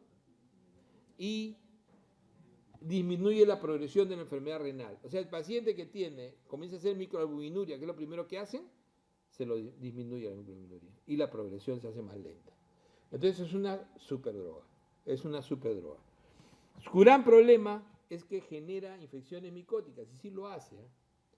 O sea, los pacientes vienen y dicen, doctor, ya tengo una heridita, y hacen balanitis, cremita, isoconazol, tranquilo. Yo no le suspendo, ponle tu cremita nomás, tranquilo. Viene la diabética también igual, ¿no? Doctor, estoy con mi honguito. Ya, cremita, tu ovulito, tranquilo, no pasa nada. ¿Ok? Porque esta droga te está cuidando el corazón, te está cuidando el riñón, ¿entiendes? Y es clave que el paciente tome líquido, porque es diurético. O sea, no puedes darle esta droga a un paciente que no le gusta tomar líquido. Hay gente que no toma. Hay gente que tú le dices, tome líquidos, y el familiar te dice, no toma nada. Entonces, a un paciente que toma muy poco líquido, tú no le puedes dar un diurético. ¿Entiendes la figura? ¿Ya? Ahí se hay que tener cuidado ahí. Ahora, hay un riesgo de cetoacidosis diabética mayor. Se ha descubierto un grupo de cetoacidosis que no está relacionado a hiperglucemia. Es un mecanismo raro. Es un mecanismo de formar cuerpos cetónicos sin que haya déficit de insulina. Es una, ¿no? O sea, pero es un grupito bien pequeño. Entonces, es así como el riesgo de acidosis metaláctica, que es raro, igual, este tiene ese riesgo. Entonces, no se recomienda, sobre todo aquellos que han tenido alguna vez cetoacidosis, no se recomienda en pacientes que tengan trastornos hidroelectrolíticos importantes. Sobre todo los que no toman líquido. Entonces, por eso les decía, este riesgo hay que tener en cuenta. Y el otro riesgo es infección urinaria. Como esa orina es dulce, ¿es dulce o no? Claro, pueden probarla. Esa orina va a salir glucosúrica, entonces tiene más predisposición a hacer infección urinaria. De ahí vienen las gliptinas, que les decía que estos inhiben la DPP4, ¿no es cierto? Y esos, al inhibir la DPP4, ahora vamos a ver el esquema, incrementan la actividad de tu propia incretinas. ¿Cuál es la potencia? 0,5. No es muy potente. Y ahí vienen las estrellas. ¿Cuáles son las estrellas? Las estrellas del firmamento son los fármacos más caros que hay hoy en día, que son básicamente los agonistas GLP-1, agonistas de receptor. O sea, son proteínas en realidad. Este es un medicamento proteico, que es tipo eso que se suele utilizar por vía subcutánea, aunque también hay hoy en día por vía oral, hay una presentación. Pero estos de acá lo que hacen es hacer efecto idéntico a la incretina. O sea, van hacia el mismo receptor. Por eso se llama agonista de receptor. ¿Ok? Entonces, el primero que se utilizó, el exenatide, te baja de peso un 8% aproximadamente. El liraglutide te baja un 15% aproximadamente. No he puesto acá el semaglutide porque todavía no ha entrado, va a entrar entre el próximo mes. El semaglutide es el más potente de este grupo, que baja más o menos un 20%. ¿Ok? Y el tirzapatide, ¿por qué lo separo? Porque no es igual a los otros. El tirzapatide no solamente es agonista GLP-1, sino también es agonista GIP. Entonces se llama dual. Es un incretino mimético dual. Entonces, si yo les pongo eso en la pregunta, ustedes ya saben qué cosa es, ¿no es cierto? Dual. Entonces, va a ser agonismo del GLP-1 y del GIP al mismo tiempo. ¿Ok? ¿Se entiende la figura? Entonces, este te baja un 25% el peso, más o menos. Entonces, es el más potente. Este se llama Mounjaro, ¿no? Y este es el famoso Ozempic, ¿no? El famoso Ozempic, que son los que más en el mundo hoy en día. Ustedes pueden entrar en googlearlo y van a encontrar artículos como cancha respecto a los Ozempic, etc. ¿Qué hacen? Mimetiza las acciones de las incretinas, incrementan obviamente secreción de insulina, pero además de eso disminuyen secreción de glucagón y va a retardar el vaciamiento gástrico. ¿Por qué el semaglutide es más potente y el tirzapatide más? Porque su vaciamiento gástrico es más retardado. Y porque estos de acá, los más potentes para bajar de peso, son los que producen mayor saciedad. O sea, yo tengo amigos que lo usan, ¿ah? Y yo le digo, oye, realmente, o sea, comen un poquito y dicen, ya no quieren comer, o sea, ya me llené. O comen como pajarito y ya no me llené. Un tipo que se comía 2 platos, termina comiendo 2 cucharadas. Realmente es brutal, ¿eh? Yo lo he visto, o sea, es brutal el efecto de bajar de peso, incluso produce un poco de náusea, un poco cuando comes mucho, ¿ya? Riesgos, obviamente tiene náusea, vómito y diarrea, es algo que se ve con frecuencia, reacciones, y la pancreatitis. Lo que pasa es que se ha visto que así como genera mayor producción de insulina, también se ha visto que estimula la secreción del páncreas exocrino. Y al estimular un poco la secreción del páncreas exocrino, ¿qué cosa bota el páncreas exocrino? Sobre todo enzimas proteolíticas. Y entonces muchos pacientes pueden realizar pancreatitis a partir del medicamentoso. Entonces, no es que sea mucho, pero sí es un riesgo de la pancreatitis. Está contraindicado en pacientes, sobre todo que tienen tumor medular, ¿no? O sea, tumor medular de tiroides. que generalmente están asociados a la neoplasia endocrina tipo 2. Es raro, pero está. Y también está contraindicado, o sea, el paciente diabético hace neuropatías. La neuropatía más frecuente que hace el paciente diabético es calambres en las noches y después polineuropatía periférica, ¿ya? Y la peor complicación que suelen tener es hacer pie diabético. Habrán escuchado eso alguna vez, ¿no es cierto? Ok. Pero existe una complicación que el diabético puede hacer neurológica, rara, que es las disfunciones autonómicas. Entonces hay pacientes que hacen gastroparesia y comienzan a tener dificultad, comen y vomitan, hacen vómitos postprandiales, como síndromes pilóricos. Entonces, ¿qué pasa? Que se les paraliza, no funciona bien su intestino, ya no vacía bien su intestino, ¿no? Su estómago. Si tú le das a un paciente que ya tenía algo de gastroparesia estos medicamentos, produces una severa gastroparesia. Y es bastante duro. Entonces también eso hay que tener en cuenta. O sea, son efectos que pueden producir. Yo pienso que el principal efecto, ¿a cuánto es más o menos la potencia de estos? 1% a 1.5. Son buenos, ¿no es cierto? Y disminuyen riesgo cardiovascular. Más o menos en el mismo nivel que lo hacen los SGLT1. Estos también disminuyen riesgo cardiovascular. Pero estos de acá también disminuyen progresión de enfermedad renal. Le han buscado algunos estudios para tratar de equiparar y decir que también disminuyen, pero no se ha encontrado que sea muy efectivo el GLP-1 agonista para disminuir progresión de enfermedad renal. No se ha encontrado todavía que sea potente. Algunos estudios dicen que sí, que también debe, ¿no? Pero no tiene la potencia que tienen los inhibidores de la SGLT2. Y un medicamento raro que no está en el país es el Pranlitide, que tuvo un boom en un momento porque acuérdense que la obesidad infantil es un problema de salud pública. Y entonces hay niños de 2, 3 años súper obesos que hacen diabetes tipo 2 a esa edad. O sea, es brutal, yo he visto unos 5 por lo menos. Es brutal, ¿ya? O sea, ya no saben qué hacer. Y el Pranlitide es uno de los medicamentos que mejor los ha controlado. Porque se ha visto que en estos niños la hiperactividad sobre todo es de glucagón. O sea, hacen su diabetes tipo 2, pero dentro de sus factores que hemos mencionado, el que está más exacerbado es la hiperproducción de glucagón. Y entonces, ¿qué hace el Pranlitide? El Pranlitide es un análogo sintético de la amilina pancreática. ¿Qué cosa es la amilina pancreática?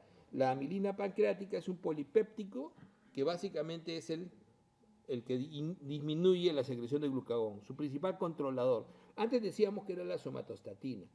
La somatostatina tiene efecto de disminuir todo en general, pero en este caso, el glucagón, la amilina pancreática es su inhibidor directo. Entonces lo que hace es regular muy bien y tiene una ventaja adicional. Se puede usar en diabetes 1 también. O sea, ¿por qué? Porque igual en el diabético tipo 1, al bajar la actividad del glucagón, disminuyes la hiperglucemia. Entonces también es útil en ese sentido. También, ahora, sí produce hipoglucemia importante, ¿no? Porque acuérdense que el glucagón es un contrarregulador. Pues. Entonces, si tú lo bloqueas, entonces con facilidad puedes hacer hipoglucemia. Entonces, esto es básicamente el panorama de los medicamentos. Todo lo demás que les voy a decir ya tiene que ver más con diabetes, pero acá viene básicamente esto, miren. Metformina, como habíamos dicho, el esquema, ¿no? Activa la MP quinasa, básicamente en el hígado. Eso incrementa la sensibilidad hepática a la insulina. Eso incrementa la oxidación de ácidos grasos, disminuye la síntesis de VLDL, que eso es buenísimo, ¿no es cierto? Y por último, disminuye la gluconeogénesis hepática, ¿ya? Entonces, esos son los efectos de la metformina. Además, periféricamente, también al activar la MP quinasa, también incrementa la captación periférica de glucosa. Muy bien. Y también, habíamos dicho, disminuye la absorción de glucosa a nivel del intestino. Los secretagogos, o sea, simplemente darse cuenta de esto. Primero, este es lo clásico, ¿no? O sea, acá tienes la despolarización que se produce por el bloqueo del canal de potasio, bloqueas el canal de potasio y aperturas el canal de calcio. Entonces, esta despolarización que se produce por el bloqueo del canal de potasio, este es el mecanismo fundamental de la sulfoniluria. Entonces, ahí es donde incrementa la secreción de insulina. Igual, las incretinas, como habíamos dicho, llega el alimento, obviamente se va a liberar sobre el GIP y el GLP-1, disminuyendo el vaciamiento gástrico, disminuyendo la secreción de glucagón e incrementando la secreción de insulina. Entonces, todos esos son los efectos, ¿no? Obviamente que las incretinas tienes el efecto de la DPP4, que es el dipeptilpeptidasa tipo 4, que es básicamente el que lo destruye. Entonces, las gliptinas actúan a ese nivel. Entonces, actúan sobre la DPP4. Ahí vienen los inhibidores, los GLP-1 y el pranlitide. Todos esos son los secretagogos clásicos. El pranlitide básicamente actúa... Miren que la masa alfa, por ejemplo, alguna vez hemos tenido discusiones en algunos pacientes jóvenes si eran que no marcaban ningún anticuerpo, por ejemplo, para demostrar que eran diabéticos tipo 1, ¿no? Y se les hacía el estudio genético y no se les encontraba las delecciones de los MODI. Entonces decía, ¿por qué cuerno este paciente es un mal paciente, es un paciente insulino requiriente y es joven encima? Y decíamos, es un diabético tipo 2 de esos que son muy agresivos. ¿Cómo demostrar que era 2? Decíamos, todo 2 tiene una masa alfa incrementada. Entonces, ¿cómo demostrar que tenía masa alfa incrementada? Por gammagrafía. Les pedíamos gammagrafía, ¿no?, de masa alfa. Entonces, y el estudio gamagráfico te decía, tiene 80% de la masa alfa incrementada. ¿Qué te demostraba eso? Que era un 2 en realidad, pero con alta actividad de glucagón. Entonces, eso ya es como decir un diagnóstico fino, ¿no? ¿Por qué es importante eso? Porque estos pacientes son los primeros que se beneficiaron con el pranlitide. Aquellos que tenían demasiado actividad de glucagón, que no era fácil diagnosticar a veces, ¿no? Ok. Y esto es lo que le decía básicamente de la inhibidora de SGLT2, ¿no? Un efecto hiperglucémico básicamente por esto, ¿no? Por el hecho de que se reabsorbe en exceso la glucosa. Esta reabsorción en exceso de glucosa es lo que generaba la enfermedad. En realidad, los SGLT2 no están en todo el túbulo contorneo proximal, están en la pars distal. Acuérdense que el túbulo contorneo proximal tiene dos partes, ¿no es cierto? Tiene una parte contorneada y una parte recta. Es en la parte recta donde están los SGLT2, ahí básicamente. Y es ahí donde va a actuar los inhibidores de SGLT2 fundamentalmente. Ahora, los inhibidores de SGLT2 tienen esa ventaja, ¿no? Tienen la ventaja de que su actuación es 24 horas, porque el mecanismo dura 24 horas. Esa es la ventaja. Esto ya tiene que ver con la insulina, ¿ya? La insulina, recuerden que es un péptido, hay una proinsulina, eso ya lo han estudiado ustedes, ¿no? Y cuando se cliva, se libera el péptido C. El péptido C es básicamente un marcador de secreción interna. Cuando tú tienes duda que un paciente tiene hiperinsulinemia por producción interna o porque se coloca insulina, lo que haces precisamente es dosarla el péptido C. Y de esa manera puedes demostrar que es propio. ¿Qué hace la insulina? ¿No? La insulina estimula la glucogenogénesis, o sea, guarda la glucosa, la lipogénesis y la proteogénesis, ¿no es cierto? E inhibe la gluconeogénesis, la lipólisis, produce lipólisis y degradación de las proteínas musculares. Entonces, eso es fundamental. Cada unidad de insulina disminuye entre 20 y 40 miligramos lo que tienes en sangre. O sea, por cada unidad que tú le pones a un paciente, tú calculas que vas a disminuir entre 20 y 40. O sea, no es estándar, ¿no? 50 lo utilizamos cuando es un adulto mayor, pero una persona normal, un adulto joven, vas a estar entre 20 y 40. Tú lo vas a titular y más o menos vas a utilizar ese rango, ¿no? En ese rango. Generalmente usamos 40 para armar todas las escalas. ¿Cómo es una escala? Entonces tú dices, ¿no? Si mi paciente, yo no quiero que pase de 180. Entonces tú le pides a tu enfermera y dices, hágale hemoglucotest a las 6 de la mañana, a las 10 de la mañana, a las 4 de la tarde y a las 10 de la noche.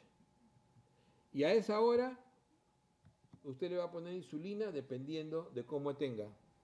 Entonces tú dices, yo quiero que no pase de 180. Ya, entonces simplemente dices, una unidad si está en menos de entre 180 y 220.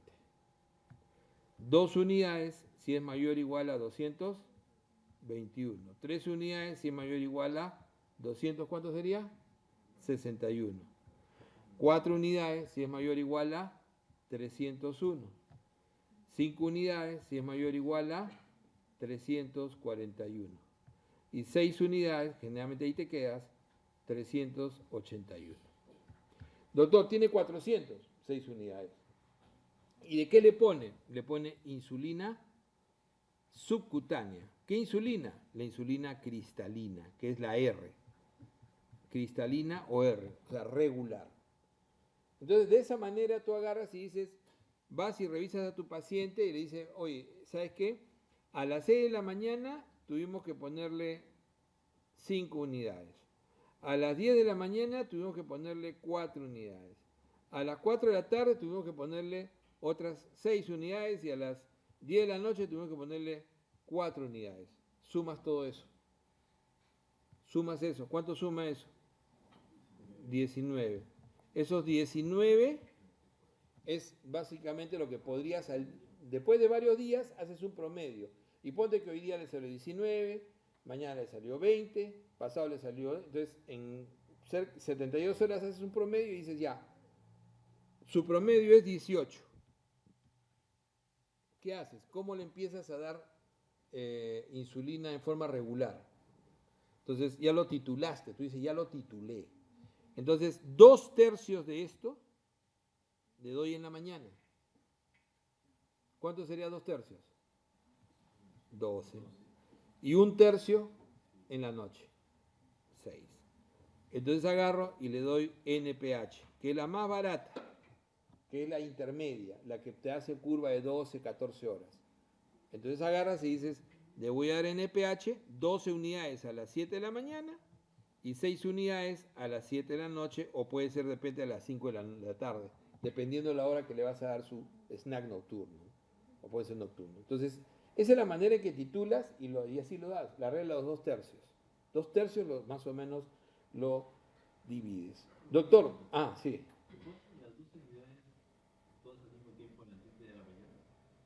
Las 12, claro, claro, claro. ¿Sabes cuánto es la cantidad de insulina basal sin que comas nada que tú necesitas para funcionar? Es 0,1 por kilo de peso. Si tú pesas 70 kilos, lo mínimo es 7 unidades en 24 horas, como base, ¿no es cierto? Pero es 0,1 a 0,2, o sea, necesitarías entre 7 y 14. Por eso es que usualmente cuando damos la insulina glargina, que es o la determir, que son las insulinas, acá la van a salir, ahí está, las insulinas de acción prolongada. Entonces, estas insulinas de acción prolongada son de base. Entonces tú dices, le voy a dar entre 0,1 y 0,2 por kilo. Ya, dale 10 unidades. Y le das 10 unidades en la mañana, a las 7 de la mañana. Y eso le va a durar las 24 horas, no hace pico. Esa es tu base. Y a partir de tu base, haces la operación que le dije. Comienzas a ver cuánto más necesita. Entonces, cuando se usa insulina, uno usa una base y usa otras insulinas para poder manejar los picos de dieta. El problema es que el paciente va a hacer picos de dieta. Entonces tú tienes ultra rápidas. ¿Cuándo usas una ultra rápida? Cuando el paciente hace una hiperglucemia muy rápido después de comer. A los 30 minutos ya subió más de 300. Entonces usas, antes de que coma, le das una Lispro, que es lo que tenemos en Petit. Lo tenemos en petitorio, ¿eh? Una Lispro, por ejemplo. La regular es generalmente la que se utiliza para las emergencias, para las escalas. Por ejemplo, la escala que puse en un momento, todo se hace siempre con regulares, que son las normales, las que duran normalmente. Que comienzan a funcionar a los 30 minutos y hacen su pico a las 2 horas. Esas sí hacen picos. Ahorita vamos a ver, acá está, miren. Miren cómo hace pico la rápida. Miren cómo hace pico la regular. ¿A las cuánto? A las 2 horas. ¿Cómo hace pico la intermedia? ¿Cómo hace pico así? Y las de 24 horas no tienen más que, no tienen pico. Son constantes. Entonces, lo que tú haces es titular al paciente. Y entonces, si mi paciente, por ejemplo, me hace hiperglucemias, sobre todo después del almuerzo y en la madrugada, entonces ahí es donde yo tengo que ver cómo le doy. Entonces, si yo le doy una base de 10, entonces, ¿cómo llego a controlar después del almuerzo? Le puedo dar una intermedia a las 10 de la mañana. Y eso me va a hacer un pico como alrededor de las 4 de la tarde. ¿Se dan cuenta? Entonces, yo puedo calcular esta intermedia, te dura, miren, acá está el inicio y acá está el pico.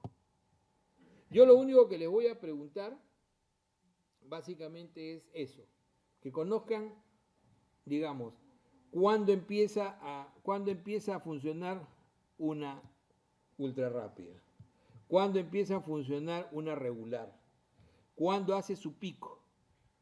Acá es más o menos 2 horas, acá es más o menos 1 hora, hora y media. ¿Se dan cuenta? 4 a 6 horas. Y no tiene pico la reacción prolongada. Entonces, eso es fundamental. Entonces, conocer eso es algo que es básico para que uno pueda tener idea de cómo se usa la insulina. O sea, la insulina tiene básicamente, tú dices, ¿cuánto le puedo calcular a un paciente? ¿No? ¿Cuánto le puedo calcular a un paciente? Por ejemplo, ¿no? Tengo un paciente, me viene un paciente en la emergencia con 400 de glucosa. Y tú dices, quiero bajarlo ahorita. O sea, quiero colocar la insulina, porque este paciente dicen que no toma nada, tú lo ves deshidratado, lo comienzas a deshidratar, le vuelves a tomar, tiene 400. Te hidratas y dices, oye, tiene 400. ¿Cuál sería mi meta? 100. ¿No es cierto? 100 sería mi meta. Ok. ¿Cuánto tengo que bajarle? 300. Esos 300 lo divido entre 40. Más o menos, ¿cuánto te sale? 6. 6 por 4, 28, ¿no es cierto? ¿O no? 7 es 320. Siempre tira para abajo. Siempre en los cálculos tira un poco para abajo. Nunca tires para arriba. ¿Por cuál es tu riesgo para arriba? Hipoglicemia. Entonces siempre tira para abajo. Entonces esto lo conviertes en 6 unidades. Entonces la enfermera te dice, doctor, ya pues, ¿cuánto le pongo? Entonces tú en tu cabeza dices, 6 unidades. Es un genio. Entonces, obviamente subcutáneo. ¿Entiendes la figura? Entonces, esa es más o menos la manera en que uno va a actuar con los pacientes. Estas son las acciones, ya se lo leen después, las acciones de la insulina, qué hace la insulina, ¿ya? Porque eso no es el motivo de la clase. Y estas son las metas de control en un diabético. O sea, lo pueden leer como información general, no les voy a preguntar sobre eso. Pero estas son las metas de control, ¿no? O sea, son las metas de control. ¿Cuánto quieres conseguir tú en tu paciente diabético? Una hemoglobina glicosilada o A1C menor de 7%. Los pacientes cuando los logras poner en 5, excelente, excelente. Pero tiene que ser lento también. Nunca debe ser muy rápido tampoco, porque lo puede someter a hipoglicemia. Hay metas de colesterol, hay metas de HDL, sobre todo del LDL. El más importante meta es el LDL. Ahora después vamos a ver. En presión arterial también es importante. Si el paciente no tiene enfermedad renal, pues 14,8 puede estar bien. Hoy en día se prefiere 130-80 como meta ideal. Y así se van a ver ustedes. Esas son las metas del tratamiento. Y el tratamiento es así: cambio de estilo de vida, evalúas comorbilidades, ya sabes que lo primero que usas es metformina, ¿no es cierto? Baja hasta 2. Si necesitas un segundo fármaco, va a depender de qué tienes. Entonces tú tienes un paciente y dices, pucha, este paciente que tiene más de 8 o tiene más de 1.5 en mi meta, pues yo me pongo la meta, necesito una segunda droga. Tú tienes que definir, ¿tiene enfermedad renal? No. ¿Tiene enfermedad cardiovascular?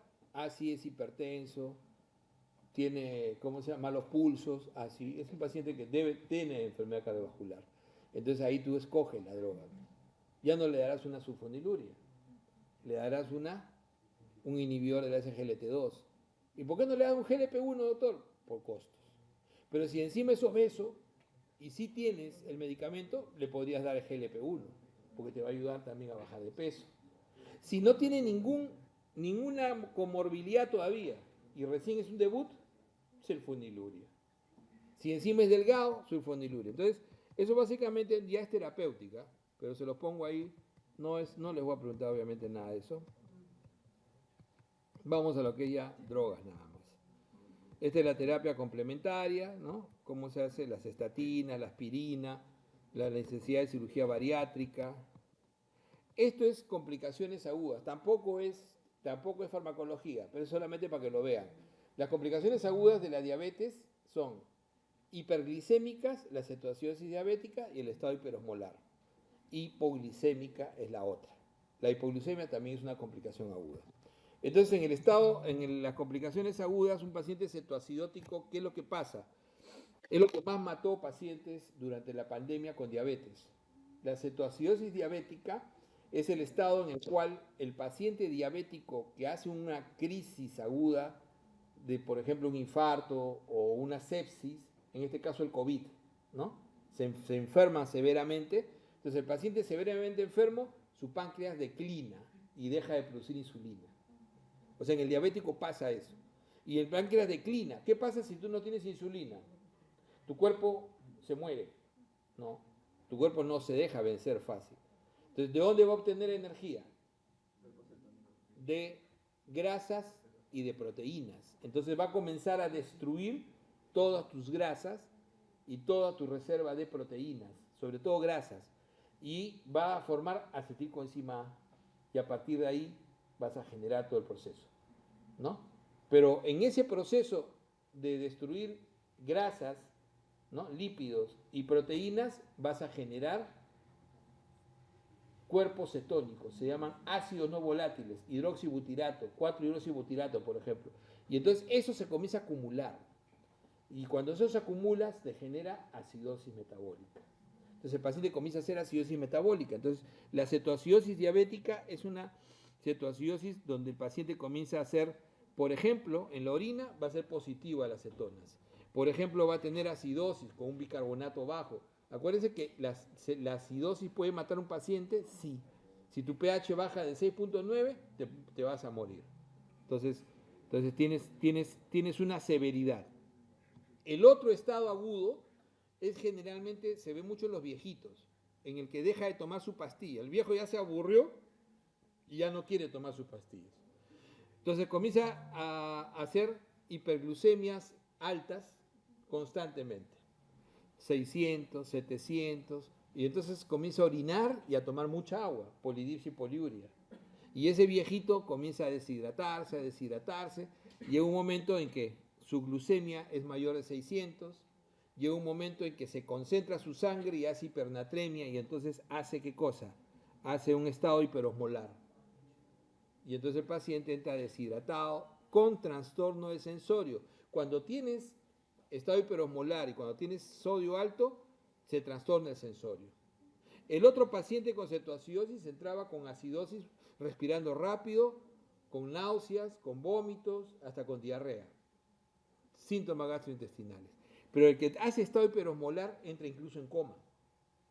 Antiguamente por eso se llamaba coma hiperosmolar. ¿Ok? Esos son los dos grandes efectos. Y se maneja básicamente con ¿qué? Hidratación y infusión de insulina. y hay que arreglar, ahí está cómo se maneja, ¿ven? Eso es más o menos lo que algún día vamos a revisar cuando estén en la academia. Cetoacidosis, esto hiperosmolar, esto es lo que más preguntan. Todos los años vienen 4 o 5 preguntas de esto en el examen de residentado. Todos los años. En el examen de NAN también. Y no es difícil, pero los agarran siempre. Pues básicamente tener el proceso en la cabeza. Y ahora incluso se ha complicado un poco más, porque ahora van a ver acá, hay por ejemplo, qué hay que hacer si tienes el fósforo bajo, qué hay que hacer si el sodio, cómo regular el sodio, cómo regular el potasio, cómo corregir el sodio. ¿Se dan cuenta? O sea, hay un montón de procedimientos bien bonitos que se hacen ahí de manejo intensivo, ¿ya? Pero eso no lo tienen que revisar, lo pueden revisar cuando tengan tiempo, ¿ok? Eso no va a venir el examen. Tampoco la hipoglicemia es la otra, es simplemente para que sepan qué cosas, pero sí les voy a preguntar, ¿qué cosas se utiliza en un paciente con hipoglicemia? Dextrosa al 33. Acuérdense que la dextrosa normalmente viene al 5% en un frasco de 1000, ¿no es cierto? Pero esta es una dextrosa más concentrada y es la que se utiliza para revertir la hipoglucemia. Dextrosa al 33, entre 4 y 6 ampollas. Miren cómo es la clínica de una hipoglicemia es tremendo, ¿no? A todos les puede haber dado alguna vez un poquito de hipoglicemia. De repente porque no comieron, se expusieron, hicieron mucho ejercicio, se pusieron y se marearon, sudaron frío, ¿no? Si les ha pasado eso, tuvieron en un momento un evento de hipoglicemia. Las causas suelen ser, sobre todo en los diabéticos, asociados a medicación. Y en los no diabéticos, sobre todo los que tienen enfermedades crónicas, los alcohólicos, sobre todo los que tienen falla hepática. ¿Ya? Esto es lo clásico.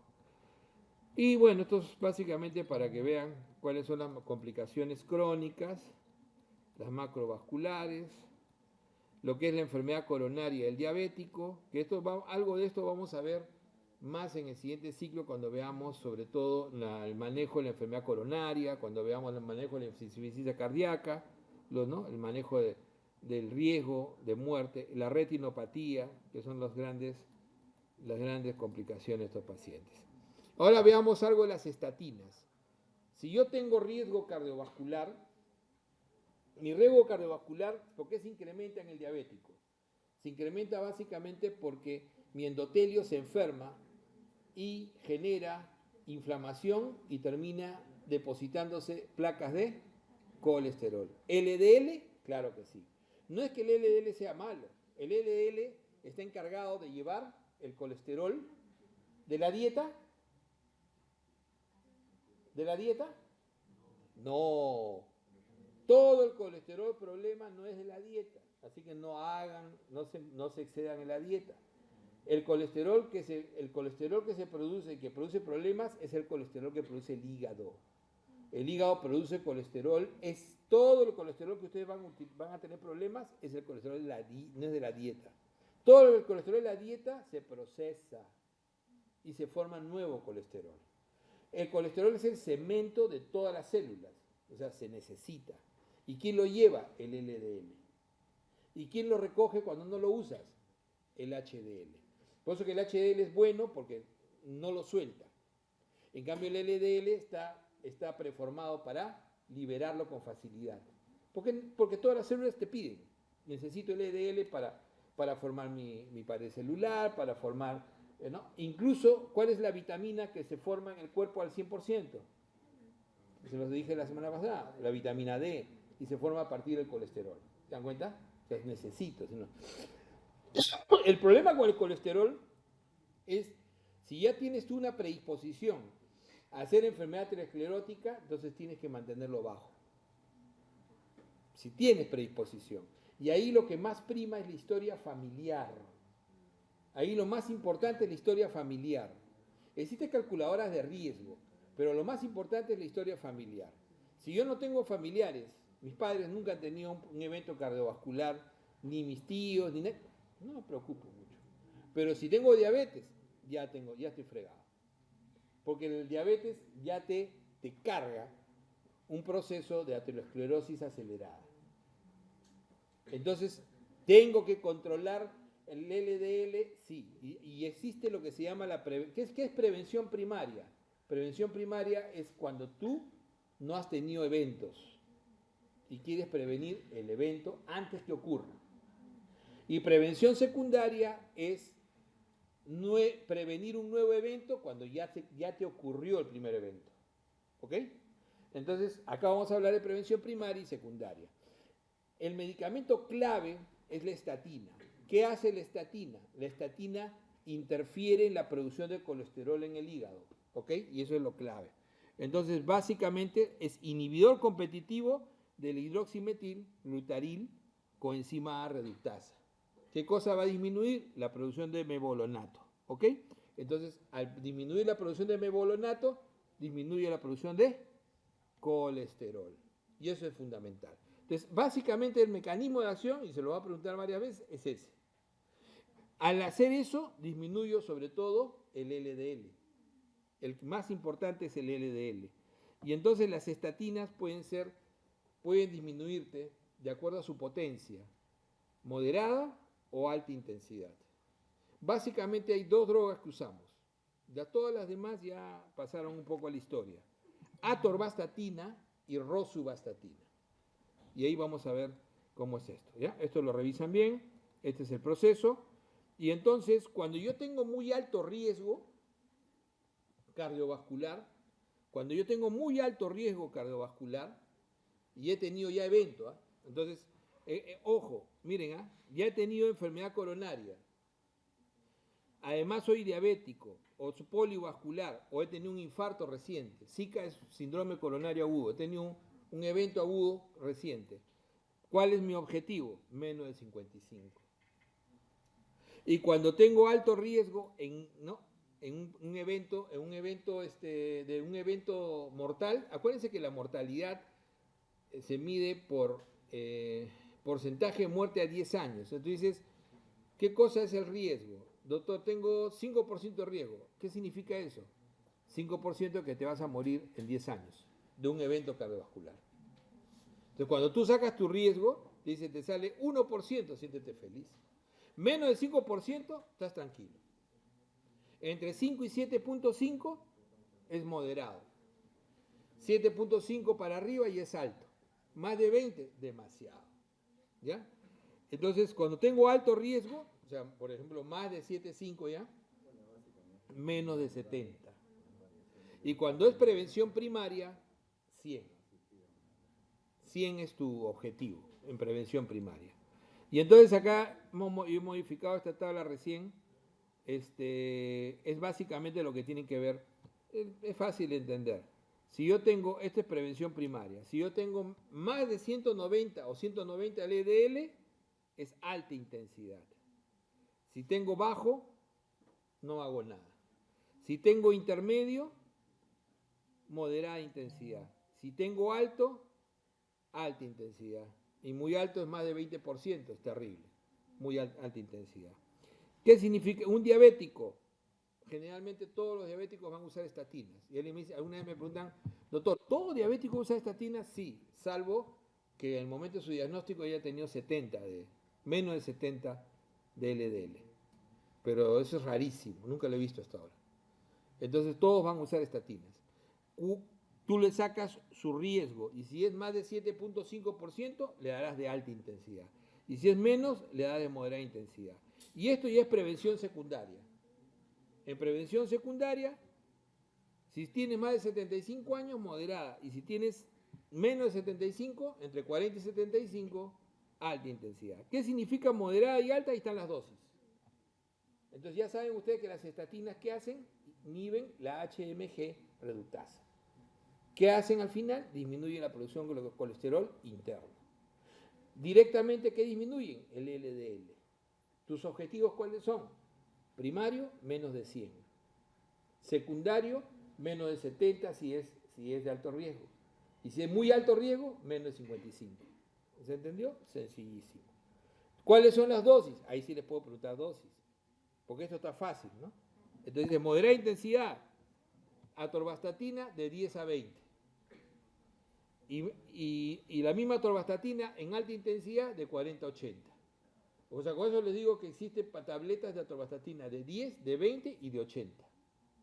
Generalmente no hay de 40, porque tienes que partirla. O tomas dos de 20. Y la rosuvastatina es de 5 a 10. Todos me dicen, cuando ven mi clase, los colegas me dicen, oye, compadre, tú dices que 5 a 10, pero 5 nunca ha habido. Pero es que en los países civilizados hay de 5. En el Perú nunca ha habido. Nunca hemos sido civilizados, ¿no? Entonces, 10%. Y rosuvastatina de 20 a 40. ¿Ok? Y eso es lo que se da. Ya, lo de obesidad, yo creo que ya es alta la hora. ¿Ya? Este, yo creo que lo hacemos en otro momento. Obviamente esto no tiene por qué entrar en el examen, pero lo podemos hablar en la próxima clase, sin que entre en el examen.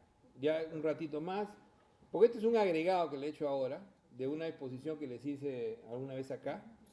O bueno, yo también enseño obesidad en la universidad, entonces en la academia. Entonces la idea es básicamente que se usan básicamente las mismas drogas, ¿no? Hemos hablado de GLP-1, revísenlo, tranquilos, es algo sencillo. La clave del manejo de la obesidad es el factor de riesgo. Un obeso puede vivir feliz si no tiene diabetes, si no tiene factores de riesgo, hipertensión. Hay gente obesa que simplemente es constitucional y no tiene problemas. Entonces, eso a veces a mucha gente no lo acepta porque no es negocio, ¿no? Pero el obeso en general sí tiene problemas, porque sobre todo, ¿qué tienen? Dificultades para dormir, se ahogan durante el sueño. ¿Cómo se llama eso? Apnea del sueño. O sea, son muy proclives a hacer apnea del sueño, son proclives a hacer hipertensión, resistencia a la insulina y obviamente hacen diabetes. Entonces, eso es. Pero no solamente hacen eso, van a tener mayor incidencia, por ejemplo, de cálculos a nivel vesicular, tienen mayor predisposición a hacer enfermedad renal por la esclerosis focal y segmentaria, o sea, pueden entrar en hacer nefropatías primarias, como la esclerosis focal y segmentaria, que es la causa más frecuente del síndrome nefrótico. Eso también se ha visto. ¿Se dan cuenta? O sea, hay tendencias que el diabético genera, ¿no? Mayor riesgo de cáncer de colon, o sea, hay varias tendencias. Entonces, definitivamente no es un buen estado. Por eso es que se trata de controlar preventivamente.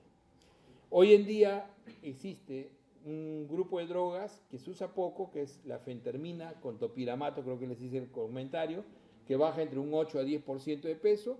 Es una droga buena, una combinación. En el Perú se usa poco. Lo que más se está utilizando en general es obviamente GLP-1 agonista receptor. Y lo otro es la cirugía bariátrica. La cirugía bariátrica se suele utilizar sobre todo en el obeso que tiene un índice de masa corporal de 40 o más, entre 40 y 50. Más de 50 ya no se debe usar ya, la cirugía, porque es más el riesgo que el beneficio. El doctor, ¿y qué hacemos con el superobeso? Porque se llama superobeso, de más de 50. Comienza a manejarlo con dieta y con GLP-1, hasta que lo bajes a menos de 50, para que lo puedas operar. O sea, lo que mejor funciona entre 40 y 50 es cirugía bariátrica hasta ahora. Pero lo que mejor funciona entre 30 y 40, digamos así, en el 1 y el 2, el tipo 1 y 2, es GLP-1 agonista receptor. Entonces, eso es importante. Entonces, ¿se puede utilizar otros medios? Sí. Dieta pura, sí. Todos tienen rebote, hasta la cirugía. Todos tienen rebote. Al final la obesidad es una enfermedad mental. O sea, tú puedes dejar de comer si quieres, pero no quieres. Pero no quieres, porque estás ansioso, ¿no es cierto? Porque te da ganas. Entonces es una enfermedad al final muy de la mente. Entonces por eso yo te digo así, no he visto hasta ahora un procedimiento que no tenga rebote. Todos tienen rebote. ¿Saben lo que es rebote, no es cierto? El paciente no solamente recupera su peso, sino incluso recupera hasta un 15% más de lo que tenía antes. O sea, ese es el rebote. Entonces, la cirugía bariátrica se mantiene un poquito más en el tiempo, pero igual rebota. Igual rebota, porque ese estómago que lo estrecharon, lo comienzas a forzar, y otra vez comienza a crecer y se vuelve tu antiguo estómago. Entonces, es terrible. Ahí lo leen y eso es todo, chicos. Entonces, se lo paso, ¿ya?